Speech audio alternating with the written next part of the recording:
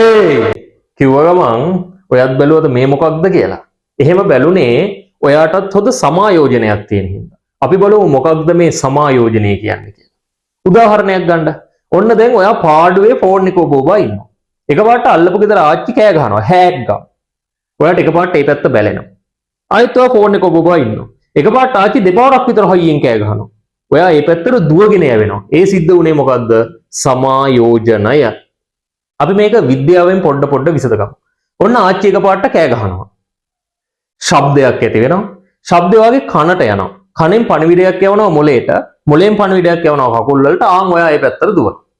ඔය දැන් ඇතිවෙච්ච ශබ්දෙට අපි කියනවා උත්තේජයක් කියලා. මොකද්ද මේ උත්තේජයක් කියන්නේ? බාහිර හෝ අභ්‍යන්තර පරිසරයේ සිදුවන වෙනසක්. අභ්‍යන්තර පරිසරය කියන්නේ වගේ ශරීරය තුල, බාහිර කියන්නේ ශරීරයෙන් පිටත පරිසරය. එහෙම උත්තේජ කීපයක්ම තියෙනවා. හිතන්න. ශබ්දය, ගන්ධය, රස, ස්පර්ශය, උෂ්ණත්වය, සීතල උෂ්ණත්වයම තමයි ඒත් ඉතින්. උෂ්ණත්වය වැඩිවීම, අඩුවීම. ඊට අමතරව මොකක් හරි ආලෝකයක් දැක්කොත් අන්න ඒවා උත්තේජ. ඒවා ලබා ගන්න ඔයාගේ ඇගෙත් තියෙන අවයව කිහිපයක්. ඒවට අපි කියනවා ප්‍රතිග්‍රාහක. එහෙම නැත්නම් සංවේදී අවයව. ඉන්ද්‍රියන්. මොනවද ඒව බලන්න? ඇස, කන, නාසය, දිව, සම. ශරීරය හැම නෙමෙයි. අපි විද්‍යාවේ ගන්න සම කියලා. උදාහරණයක් කිව්වොත් ආච්චිම ගන්නකො. ගෙදර ඉන්න ආච්චි කියනවද සීතලයි කියලා කියනවා. සීතල දවසක. හැබැයි ආච්චි කියනවද පුතේ මගේ දකුණු කකුලේ අස්තිය සීතල වෙලා. රස්නේ දවසක මුත්‍රාසි සීතල වෙලා වගේ දැනෙනවා. එහෙම දැනෙන්නේ නැහැ. අපිට සීතල, රස්නය, ස්පර්ශ මේවා දැනෙන්නේ කොහටද? සමට මිසත් අනිත් තැන් වලට නෙමෙයි. ඒ නිසා සංවේදී ඉන්ද්‍රිය වෙන්නේ සම නැතුව මුළු ශරීරෙම නෙමෙයි.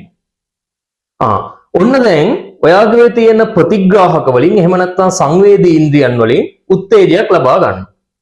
ඊට පස්සේ ඒ උත්තේජින්ද ඔයා ඒකට ප්‍රතිචාරයක් දක්වනවා. උදාහරණයක් ආච්චි කෑ ගැහුවා ඔයා දිව්වා. ඔන්න ප්‍රතිචාරය. කෑමක සුවඳක් එනවා ඔයාගේ කටට කෙල වුණනවා. කෑමක් හොඳට රසවත් කෑමක් වගේ පේනවා කටට කෙල වුණනවා. අන්න ප්‍රතිචාර දැක්වීම. ප්‍රතිචාර දක්වන ඒවට අපි කියන්නේ කාරක කියලා. එහෙම කාරක ශරීර දෙකයි තියෙන්නේ. එකක් පේශි අනිත් එක ග්‍රන්ථි. කේට ග්‍රන්ථි අන්න ඒ වගේ ග්‍රන්ථි. එහෙනම් හදන්න බලන්න කතාව සමායෝජනය කියන්නේ මොකක්ද කියලා. මොකේකට ප්‍රතිචාර දක්වන්නද? උත්තේජයකට ප්‍රතිචාර දැක්වීම සඳහා මොනවද? ප්‍රතිග්‍රාහක හා කාරක අතර ඇති මනා සම්බන්ධීකරණය.